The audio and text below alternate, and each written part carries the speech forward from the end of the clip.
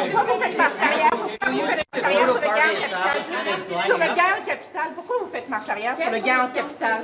Attendez, sur le gain en capital, pourquoi vous faites marche arrière? C'est difficile d'entendre parce que tout le monde crie. OK, alors... Sur le gain en capital, pourquoi vous faites marche arrière? So the leadership race is officially on, and what you just saw there was Chrystia Freeland, one of the potential top candidates, having what seemed like a panic attack in the halls of Parliament while talking to reporters. Now, to me, that's not a good sign, but if we look at all the other candidates, we haven't heard anything from the top contender, Mark Carney, since his announcement for the leadership race, which was, I think, a week ago. And the third top contender, Karina Gould, actually did some media rounds today. But prior to those media rounds, she did a bit of a press conference. And that's what I wanted to touch on today's video. So without further ado, let's get into that. I also think it's time for us to decentralize the party. Ottawa doesn't know best. We need to empower our regions, our provinces, our people on the ground, who are the eyes and ears that hear from our communities. One of the reasons why I think we lost touch over the past couple of years is because we weren't listening to our membership. You were talking to your neighbors, you were hearing from people across the country, and you were telling us what we needed to focus on. And we got too focused on being government in Ottawa and not enough on what was happening on the grounds in our communities. Now, first off, that's the understatement of the century, because it's not like these guys have not been being told, especially by the Conservatives. Crime rate is up, drugs, housing, homelessness, all of these problems within the community, affordability. Like this report just came out from Global, more than half of Canadians are living paycheck to paycheck. And in BC, it's even worse. Take a look. The clang of the cash register, an anxiety-inducing reminder of rising costs. Yeah, it's just a hell of a mess right now. The cost of living making it harder to get by and leaving little hope for the future. We talk about possibly leaving Canada because why should we stay here? Just be overtaxed, underserviced, healthcare sucks, education sucks, government is bloated. A new RBC poll found 59% of British Columbians feel financially paralyzed due to rising costs, 4% higher than the national average.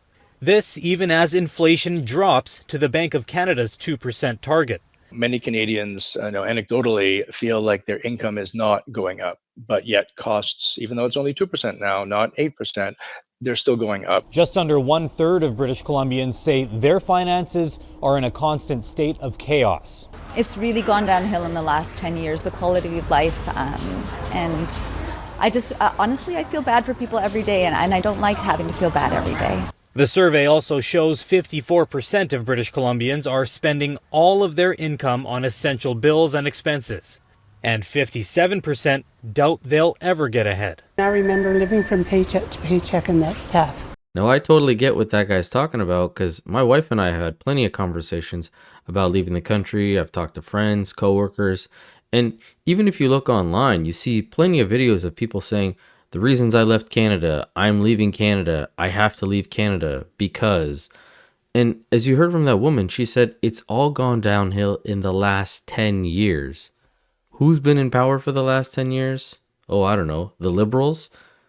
So for her to say, oh yeah, we haven't been listening in and we need to connect back with our communities is a little bit rich. But we're going to now move into the questions from the reporters. Unfortunately, she picked the worst place to do this, right on the sidewalk where there's a busy street. The reporters didn't have any microphones, so their audio wasn't amplified. Luckily, with my headphones, I was able to pick up some, and I have written the questions out. It's not the best method, but just bear with me and take a look at these. You said in your video that Canadians have lost trust in your party. So what specifically did your party do? What policies did it put in place that made Canadians, made your party lose trust? Yeah, look, I think we have to be honest about the fact that Canadians have lost trust in our party. And part of it is because I don't think we responded to the issues that they were telling us mattered to them. I think when it came to the end of the pandemic and the spike in inflation, Canadians were saying things are really hard. And we didn't say, you're right. We didn't say, yeah, things are really hard right now, and here's how we're going to fix it. It took us too long to understand that Canadians were struggling to make ends meet. And instead of taking a moment and listening to Canadians, we said, here's all the great things that we're doing for you. And I don't think that was the right approach. When mortgages were going up, when rents were going up, when groceries were going up, we didn't respond quickly enough to the areas where Canadians were struggling. And I think we have to do a better job of that. So it's a communications problem, not a policy problem? No, it's both of those things, because it's not just communications. You have to have policies that respond to where Canadians are at. And we didn't respond quickly enough to where Canadians were. We got there eventually, but Canadians had been saying to us, we're struggling and we need help. And it took us too long to listen to what they were saying to. And to that I say it's too little too late, because she's not wrong. When people were telling her all these things, all they kept doing was just wagging their finger at us and saying, well, no, because we have the childcare program. We've started a food program. We do this for you guys. We do that for you guys. You guys should be fine. They never actually sat down and listened to people complaining. They just kept saying, well, that can't be true because we've done this for you. We have a housing accelerator. We're putting money in this. You can go to work and don't worry about your kid because it's $10 a day childcare. Like, those are not the problems. The problem is people were not making enough money so that they could have a comfortable life, but things were increasing in price everywhere. And then you guys implement the carbon tax. Then you guys implement the capital gains tax. And this is something that the reporters brought up, is all these policies that they put forward, now they're kind of reversing, and they actually mentioned the capital gains tax here. So look, I don't think we got the capital gains tax increase right last year. I'm having lots of conversations with the tech sector, with folks that are affected by it, to try and figure out what we can do to encourage growth and have more entrepreneurship here in Canada. So I'll have more to say on that in the coming days. Now, on top of flip-flopping on this capital gains tax, as pretty much all the other Liberals have as well, she was asked about the GST holiday that we've been dealing with, and if she would make it permanent. She claims that the only thing she would make permanent is children's clothing, strollers, car seats, stuff around childcare, I guess, or child necessities. But at this point, we start to get into the questions about the candidacy, and the reporters are asking, how come so many of her colleagues are actually putting support behind Carney and Freeland and not her? You, Ms. Freeland and Mr. Carney, two of you are in cabinet, one is not, so why are so many of your cabinet colleagues endorsing Mr. Freeland? Oh, that's a great question for my cabinet colleagues, but what I can tell you is that the Liberal leadership is decided by the membership.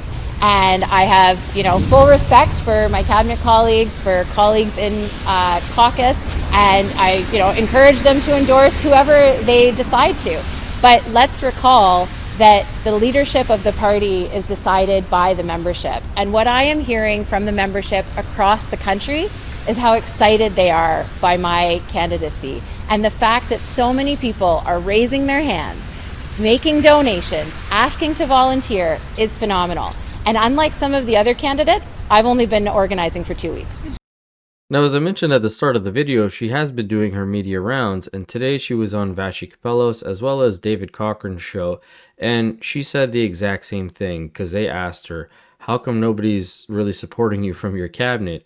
She gave the same little spiel, oh, well, they can vote for whoever they want, but my grassroots is really kicking in. So many people want me as a leader. I think at one point she had said that she's already accumulated $100,000 in support, which if that is the case, kudos to her, but I don't really think people are that excited to have Karina Gould as the potential next prime minister. The choices are not great, and she would not be top pick, at least in my eyes, and I think a few other people that I know as well. But the question then gets posed to her, if she became prime minister, would she try to govern for a little while, or would she call an election right away? And she just says, well, we don't really know because it all depends on what's happening with Trump and the tariffs. If we are dealing with that, then it might not be a good time to call an election. That's a red flag for me. But if things are going smoothly, yeah, maybe then we'll go for an election. Her saying that, it just sends a shiver down my spine that she might try to prolong holding onto prime ministerial power if she does become that for as long as possible. But one of the reporters then questions her on her dealing with Trump, and she gave such a corny answer. Just listen to this. Why do you think that you can face Donald Trump, they can head on and fight for Canada and get a win against Donald Trump? Because I face bullies in the House of Commons every single day, stand up to them and win. So I know how to stand up for Canadians. I know how to build a team that can do that, and I'm not afraid of a challenge. You know, I wasn't aware that being part of the opposition to the government meant that you were a bully. Like, what is she talking about? She deals with bullies every day in the House of Commons. They are the party of the opposition. They're supposed to challenge the government on everything that the government is doing. So if her feelings are hurt by that, I don't think the role of the prime minister will really be the best option. And if you ask me, they're actually the ones who are the bullies because they've been bullying Canadians into doing whatever they want. Again, she admitted that they're not listening. They haven't been listening to the struggle that Canadians have been doing. They've been implementing whatever they want to do, whenever they want. So they're really the ones that are the bullies, not the Conservatives, which is who I'm pretty sure she was making that comment towards. But while listening to her, there was something that made her stand out a little bit different than the other two top candidates. She was asked about the carbon tax, and I thought all of them were deciding to scrap it. Well, Miss Gould here says that she is not going to be scrapping it. She's going to be keeping the current level. And when she said this, I was a little bit confused. But then on Vashti's show and David's, she doubled down and clarified that, yeah, she's going to plan on keeping it, but she's just not going to do the increase that's scheduled for April because she thinks that the current carbon pricing that it's at right now is still okay with Canadians. They wouldn't have a problem with that. You would keep the carbon, you would keep the current carbon tax at its current level. Yes. You wouldn't scrap it. Correct.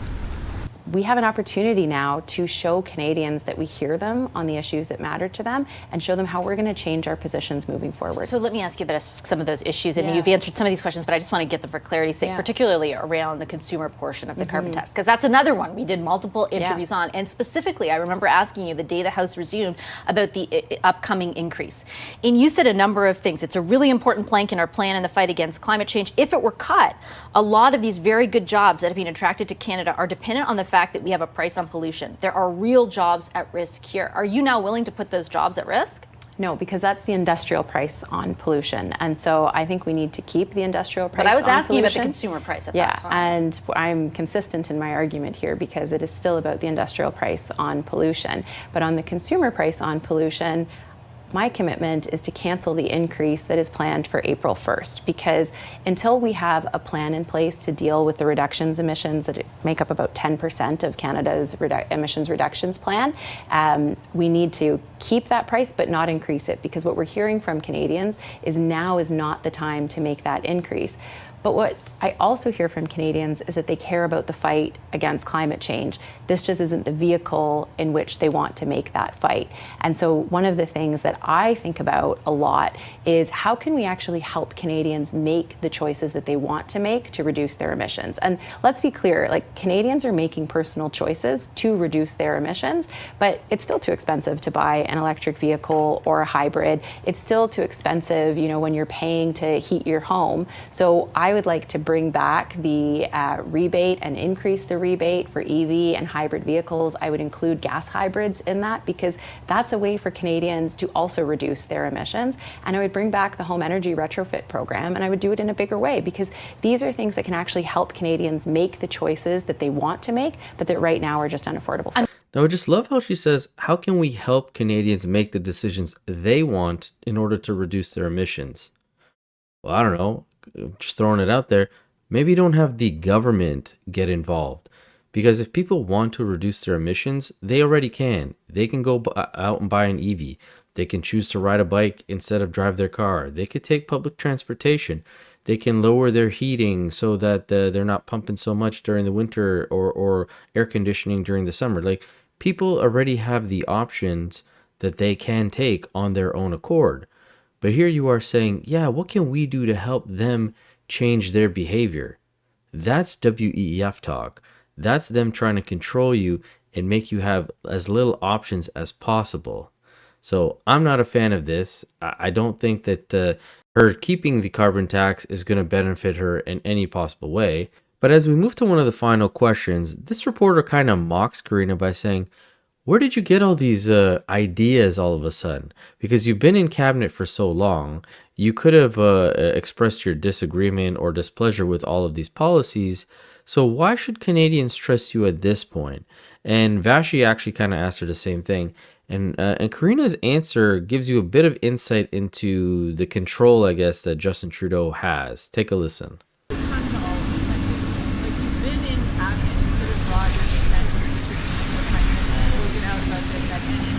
Yeah. So why should Canadians or people who might vote for you trust and believe you now when there was no sign of advocacy against these proposals then? Well, we have something called cabinet confidence. And so what happens in cabinet stays in cabinet. But I can say that I have been true to my positions throughout.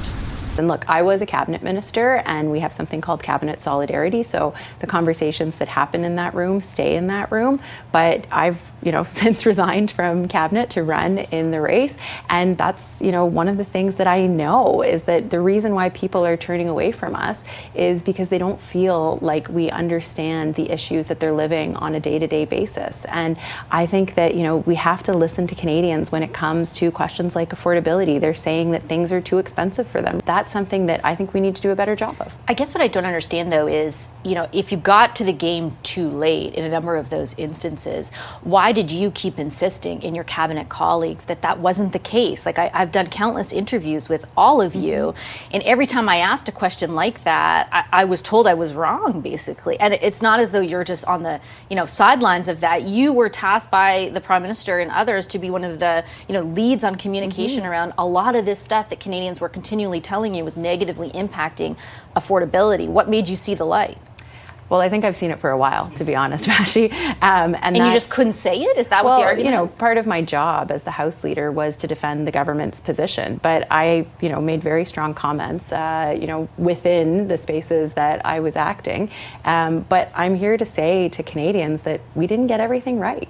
And we didn't necessarily listen when you were asking us to.